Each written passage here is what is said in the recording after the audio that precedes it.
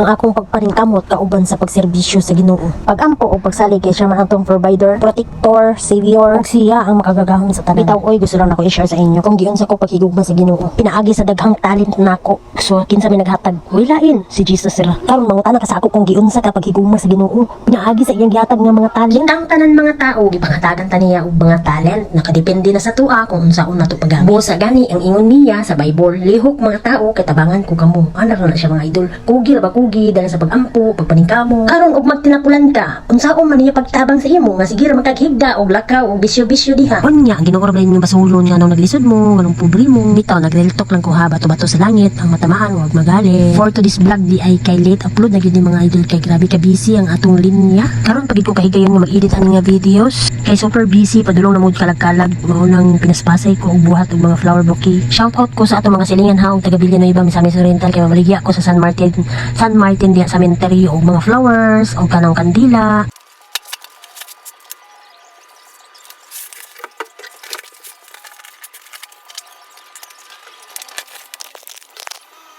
Onya si sister kay excited naman, so nagtaod na siya og wallpaper dito sa kisame. Bahala ang walang kadimaong basta matabunan lang ang dapat matabunan, fights na. Wow, di ba tsada na siya Di ba lami sa feelings, ikaw ang nag-effort sa imong nail studio. Ikaw nagpanday gamay, ikaw nag-design, o di ba sana all.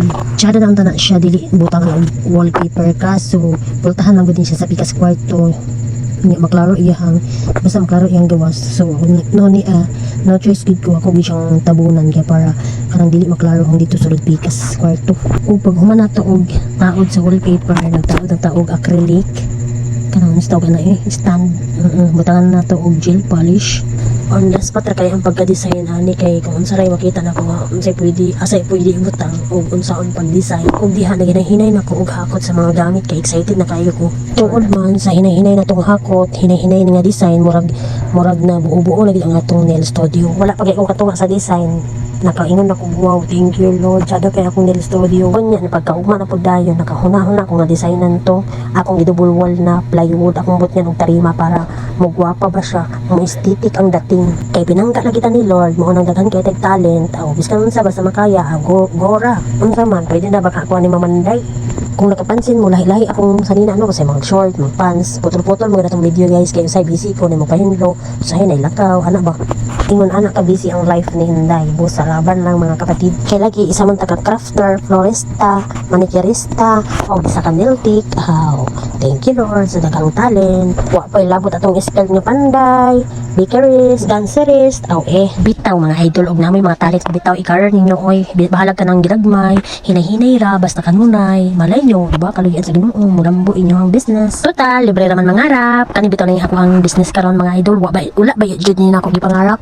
Yes, pero kusa gihatag ni Lord, bahalang magkautang-utang, normal, ang utang gid ta pang puhulan, pero always good maning kamot para makabayad sa atong mga utang.